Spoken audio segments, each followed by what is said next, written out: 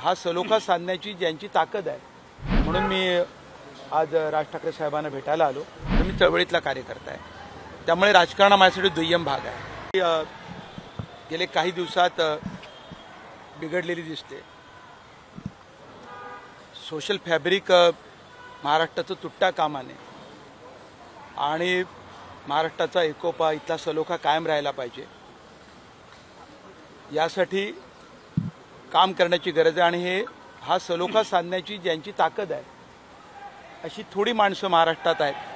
त्यापैकी राज ठाकरे साहेब आहेत आणि म्हणून मी राज ठाकरेंना आज भेटायला आलो आहे.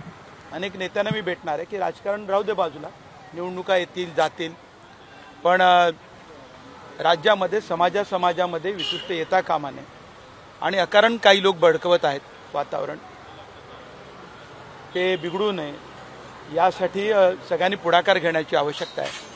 आणि म्हणून मी आज राज ठाकरे साहेबांना भेटायला आलो की त्यांनी पुढाकार घ्यावा. मी अन्य नेत्यांनाही भेटणार आहे. त्यातून महाराष्ट्रातलं जे फुले शाहू आंबेडकरांचा आणि छत्रपती शिवरायांचा जो वारसा आहे, जो विचार आहे, एकोप्याचा आहे, सलोख्याचा आहे, सगळ्यांना सोबत घेण्याचा आहे, तो कायम राहील असं मला वाटतं. गेल्या काही दिवसांपासून उद्धव ठाकरे यांच्यासोबतचा जो दुरावा आहे तो स्पष्टपणे दिसून येतो तुमचा, आणि त्याचमुळे एका भावाकडून दुसऱ्या भावाकडे जाण्याची ही वाटचाल आहे. मी नेहमीच सामाजिक प्रश्नांवरती काम करत आलो. मी चळवळीतला कार्यकर्ता आहे, त्यामुळे राजकारण माझ्यासाठी दुय्यम भाग आहे. आणि सामाजिक प्रश्नांसाठी, वंचितांच्या मुद्द्यांवरती मी कायम सगळ्या नेत्यांना भेटत असतो आणि बोलत असतो. समाजातल्या पुढाऱ्यांना भेटत असतो, समाजातल्या सगळ्या घटकांशी बोलत असतो. त्यामुळे हा संवाद माझा चालू असतो. त्याचबरोबर काल मवियाची मेळावा झाला, त्या मेळाव्यामध्ये तुमची अनुपस्थिती पाहायला मिळाली. तुम्हाला आमंत्रण नव्हतं का? आमंत्रण देऊन सुद्धा जी नाराजी आहे तुम्ही दाखवली. मला वाटतं तो 3 पक्षांच्या आघाडीचा काहीतरी मेळावा होता. मला काही त्याची कल्पना नाही. आणि काहीतरी नवा चेहरा जाहीर करावा वगैरे या मुद्द्यावर तर तो होता. त्याचं काय झालं मला, मी उपस्थित नव्हतो, पण मी वर्तमानपत्रात वाचलं, त्यावरून एवढंच दिसतं की त्यासाठी काहीतरी तो होता. नाही, इतर छोटे घटक पक्ष प्रश्नावरती इतर नेत्यांच्या भेटीगाठी घेत आहेत.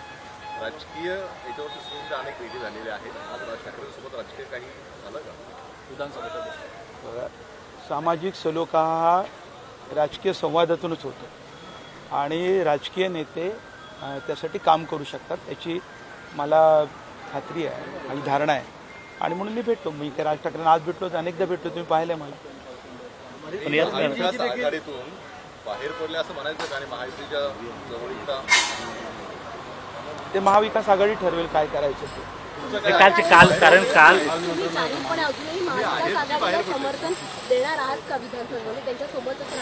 माझ्या दृष्टीनं महाराष्ट्राचे प्रश्न आता महत्त्वाचे आहेत. या देशामध्ये हुकुमशाही वृत्तीला व्यसन बसावी, भारतीय संविधानातली मूल्य कायम राहावीत, यासाठी देशातल्या जनतेने संविधानाच्या बाजूने, इंडियाच्या बाजूने मतदान केलं. त्यासाठी आम्ही त्यासोबत होतो, इंडियाच्या सोबत होतो. आता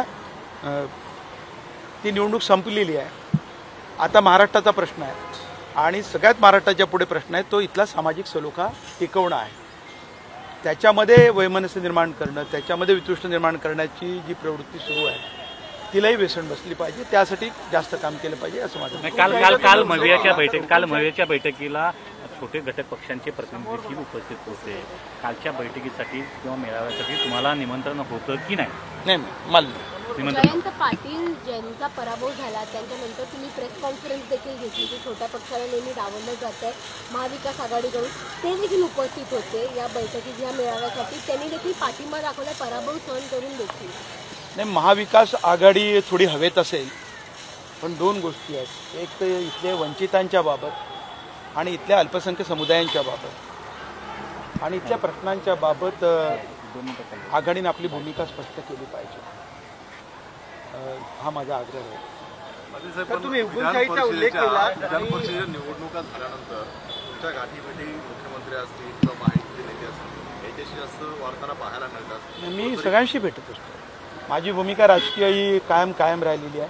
मी त्यात तसोबरी बदल करत नाही. समाजवाद आणि सेक्युलरिझम ही दोन्ही माझ्यासाठी जीवनमूल्य आहेत. त्या मूल्यांच्या प्रती मी कधीही तडजोड करत नाही. तुम्ही तिसऱ्या आघाडीतून जे आहे ती निवडणूक लढवणार अशी चर्चा आहे. अजून काहीच आहे. मी काय म्हटलं, निवडणूक फार लांब आहे, 3 महिन्यांनी. आयोगाने जातात 3 महिने पुढे ढकलली आहे. त्यामुळे आता ती चर्चाच लांबली. आजची भेट ही तिसऱ्या आघाडीसाठी होती. मी काय म्हणालो की सामाजिक सलोख्यासाठी जे लोक प्रयत्न करू शकतात आणि ज्यांचा महाराष्ट्र ऐकतो अशापैकी एक राज ठाकरे साहेब आहेत, म्हणून त्यांच्यापासून हा सुरुवात केली. तुमचा संध्याकाळी मेळावा आहे. या मेळाव्यातून सगळेजण अपेक्षा करतायत की तुम्ही तुमची पुढची भूमिका स्पष्ट करा. स्पष्ट होईल आज ती भूमिका? दुपारी आमची राज्य कार्यकारिणीची बैठक आहे, आज मेळावा नाही आहे. त्या बैठकीत आम्ही आमचे राजकीय निर्णय निश्चित करू. Okay, thank you. महाराष्ट्रातील सर्व बातम्यांचे विश्वासार्ह व्यासपीठ. सकाळच्या सर्व सोशल मीडिया प्लॅटफॉर्मला लाईक, फॉलो आणि सबस्क्राईब करा. तसंच सर्व नोटिफिकेशनसाठी बेल आयकॉन प्रेस करायला विसरू नका.